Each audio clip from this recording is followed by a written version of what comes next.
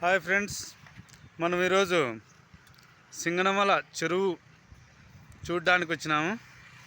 చూడండి, ఇక్కడ ఇద్దరు మనుషులు ఉన్నారు. ఈ చెరువు గురించి వాళ్ళని అడిగి తెలుసుకున్నాం. సింగనమల చెరువు గురించి. మీ పేరు ఏం పేరు బాబు? నాగేంద్ర. ఎప్పుడు చెరువు ఎప్పుడన్నా వస్తుంటావా వాటికి? చెరువు బాగా ప్రశాంతంగా ఉంది, బాగా నీట్గా ఉంది. ఎందుకు వచ్చినారు చెరువు కాటికి? చేపలు పట్టుకుంటేక? చూసేకి వచ్చినా. చుట్టూ ప్రాంతం బ్రహ్మాండంగా ఉంది, దానివల్ల వచ్చిపోతుంటాం. అట్లా నీళ్లు ప్రతి సంవత్సరం వస్తుంటాయా? నీళ్ళు ప్రతి సంవత్సరం వస్తుంటాయి. ఇప్పుడు 5 ఏళ్ళు కాబట్టి బ్రహ్మాండంగా వస్తుంటాయి. చెరువు కిందన మళ్ళీ బాగుంటాయి పల్లెలన్నీ. ఈ నీళ్ళన్నీ ఎక్కడ పోతాయి? ఈ నీళ్ళన్నీ డ్యామ్ లేకపోతాయి, మళ్ళీ సాగర్ రిజర్వాయర్ లేక పోతాయి.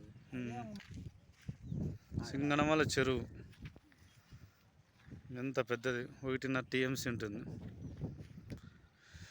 ఈ నీళ్ళన్నీ దిగువకు సాగర్ రిజర్వాయర్కి పోతాయి, వరిమల్లు పండుతుంటాయి.